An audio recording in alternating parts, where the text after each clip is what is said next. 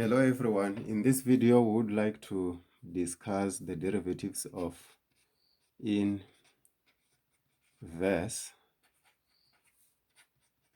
trigonometric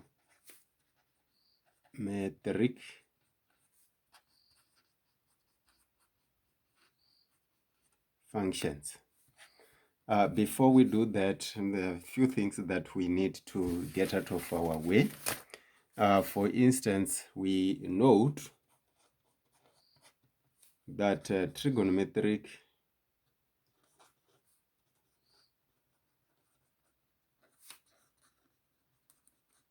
functions are, number one, they are periodic.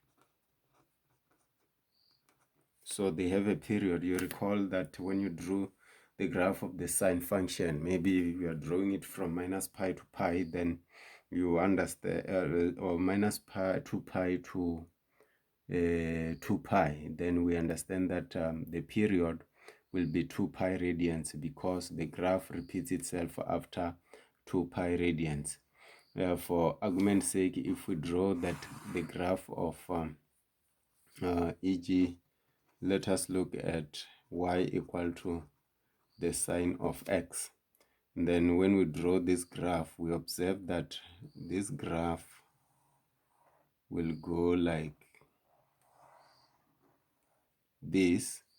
And if this is 0, then this will be 2 pi. So from 0 to 2 pi, we have one revolution, that is the period. Similarly, from 0 to minus 2 pi, one revolution or one cycle, this is the period of our graph is 2 pi radians. So this will be minus pi, this will be pi, this will be pi over 2, this will be 3 pi over 2, this will be minus 3 pi over 2, that is 0. And we note that the amplitude will be minus 1 here and 1 there. So when we say that this graph is periodic, as we have already indicated, we are just saying that this is the period of our graph. And again, it repeats itself. So in other words, after a certain interval, this graph will repeat itself. Now that it is periodic, we note, number 2, that this graph is not 1 to 1. What does that mean? It simply means that if you draw a horizontal line like this red line here, then you will observe that a single value of y, if you pick a value of y here, this value of y is mapped to an infinite number of values of x. So it's like many to one, it's not 1 to 1 as such. And if it fails to be 1 to 1, then we note that it will fail to have an inverse. So in this kind of a situation, number 3, the inverse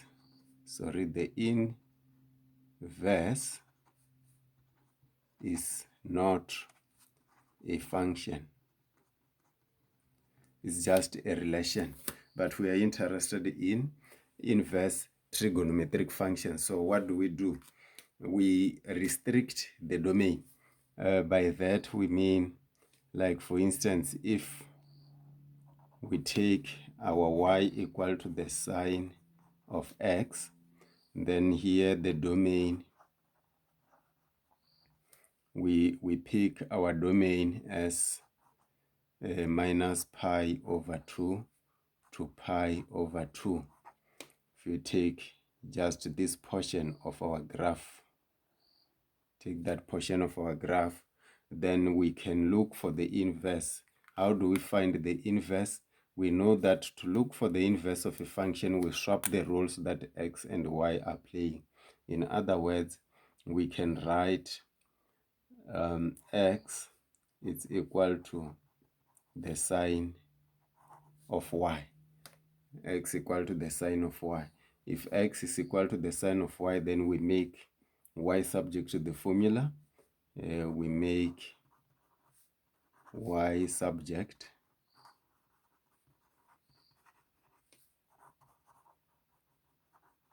then we get y equal to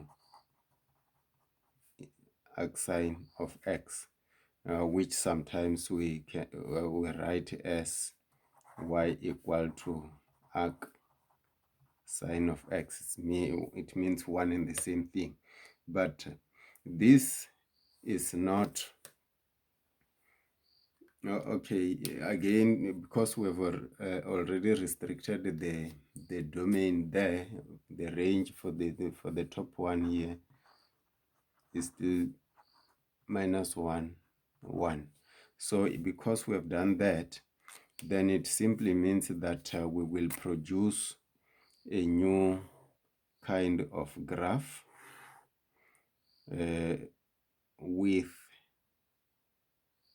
say, with a restricted domain, and then we have passing through the origin, we have something like that, where this now is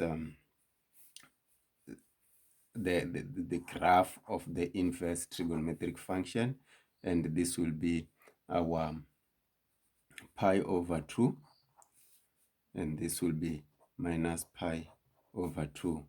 This will be 1, this will be minus 1. So in this case, the domain is minus 1 1, and then the range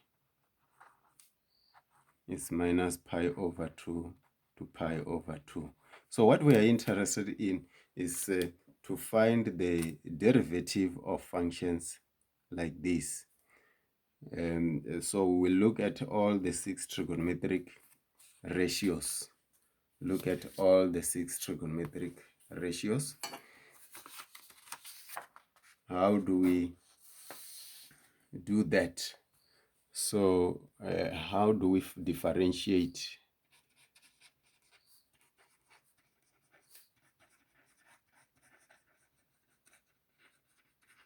Say y equal to the arc sine of x. How do we find the derivative of this kind of function? So we will do it slowly and try to prove that indeed the formula works, and then you can check the rest. So what we do,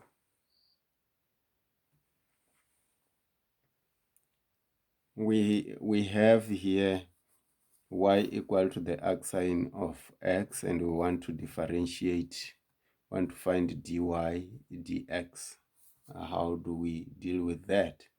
So basically we can, since we've already written this, this implies that sine y is equal to x. So we are interested in d dx of sine y, which is d dx of x. So d dx of sine y is cosine of y, implicit differentiation, then dy dx. This is 1. So dy dx will be equal to 1 over cosine of y. So there are 2 ways of proving this. Maybe I should show you all of them. The first one, the easier one, is to come back here, and we observe that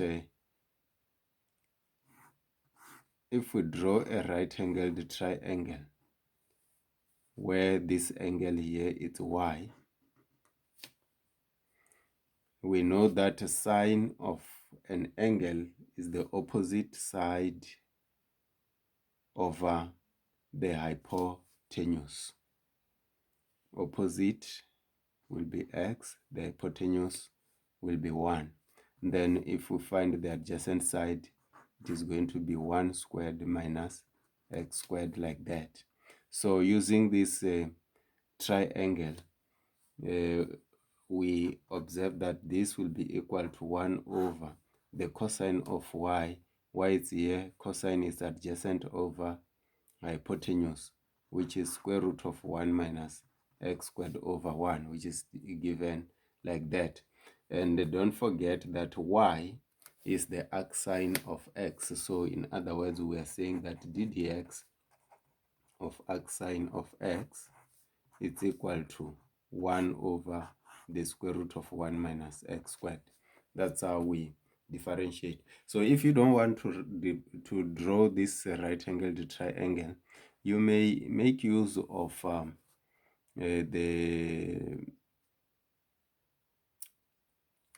the identity. The identity, because we understand that we may write this. We know that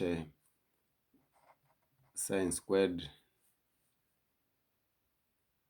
y, if we are using y, plus cos squared y is equal to 1.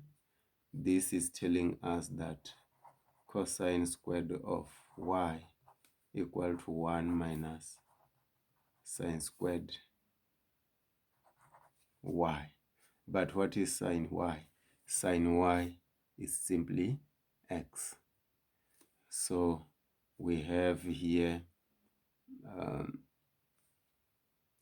cosine squared of y equal to 1 minus x squared. And this means cosine of y equal to square root of 1 minus x squared.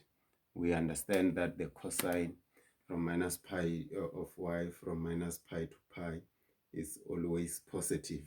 So since that is the case, then we will take this, substitute it here, and we still get the same result. But I will encourage you to just use the right-angled triangle. So we have shown how the derivative of sine x, sine of x looks like. In short, we may state the following 6 derivatives. So we say derivatives of inverse trigonometric functions. If you let your u to be a differentiable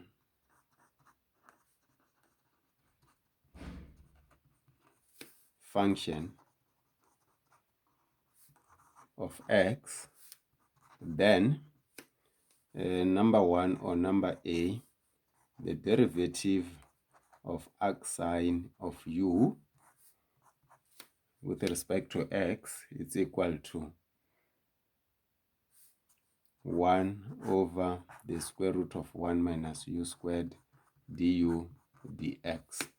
Number B, the derivative of arc cos of u equal to minus 1 over the square root of 1 minus u squared du dx. Then number C, the derivative of arctan of u equal to 1 over 1 plus u squared du dx. You can verify that. Similarly, number D, the derivative of arc cot of u is equal to minus 1 over 1 plus u squared du dx. And number E, the derivative of arcsec of u is equal to 1 over the absolute value of u, the square root of u squared minus 1 du dx. Again, we can prove this easily. Number F, d dx of arc cosec of u, this is equal to 1 over the absolute value of u, square root of u squared minus 1 du dx with a negative. So what I want you to note is that we are interested mainly on only three. This one, and this one, and that one. Because if you observe, you will realize that this is just the negative of that one. This is just the negative of that one, and this one is just the negative of that one. So if you are able to remember this one, that one, and that one, then the other ones are still the same as the other, as 1, 2, 3. The only difference is the negative sign there. Okay, so from that we now look at a few examples. How do we use inverse trigonometric functions examples?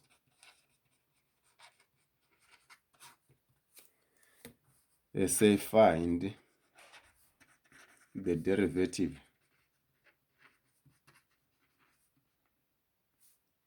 and simplify.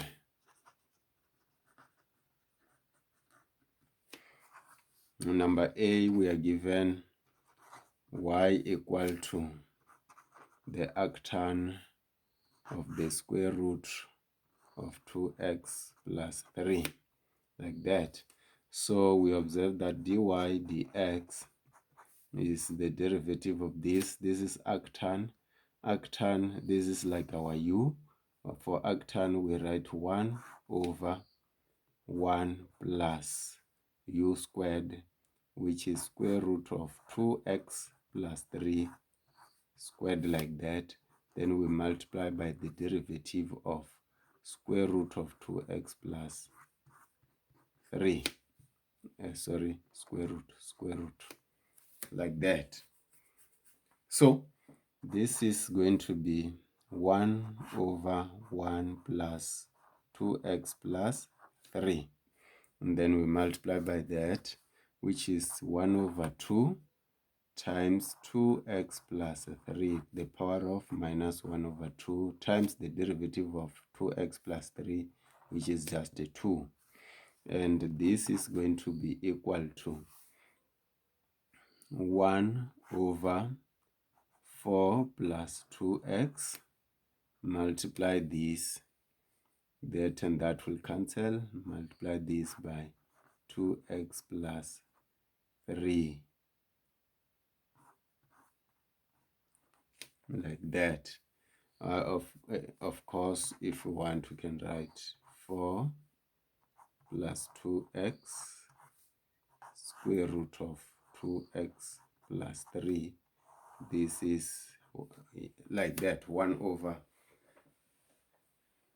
4 plus 2x multiplied by the square root of 2x plus 3. Then the second example, number B, we are given y equal to, let's say, sine, then bracket, arc sec ln of 2x,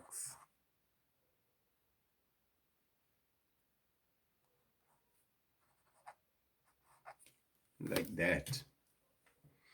So we have a lot of functions here. We have this function. Inside this sine function, we have the arcsec function. Inside the arcsec function, we have the ln function. inside the natural logarithmic function, we have got 2x. So we're going to apply chain rule. So we say dy dx. Of course, if I do it slowly, it's okay. We now understand. Dy dx is going to be equal to, we start outside, derivative of the sine of whatever argument is the cosine. Then we copy our argument, arc sec of the ln of 2x, like that.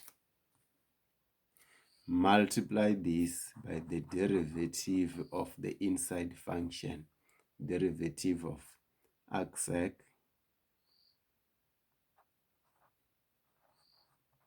you can write it like that, of the ln of 2x, like that. So this is going to be the cosine of the arc sec. Let us write arc sec like this, and then the ln of 2x, like that, multiply by arc sec. We know it is going to be 1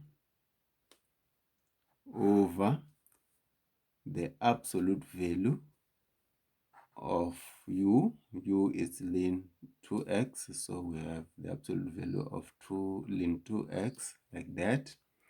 Multiply this by the square root of ln of 2x squared minus 1 times the derivative of the ln of 2x, like that. All right. So essentially, we have cosine of the arc sec of the ln of 2x, that times, okay, let me copy this as it is, times ln of 2x in absolute value, the square root of ln of 2x all squared minus 1, times the derivative of ln of 2x is simply 2 over 2x, like that. And finally, this is going to give us,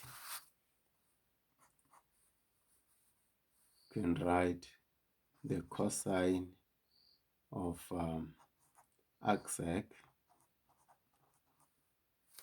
of ln 2x, divide this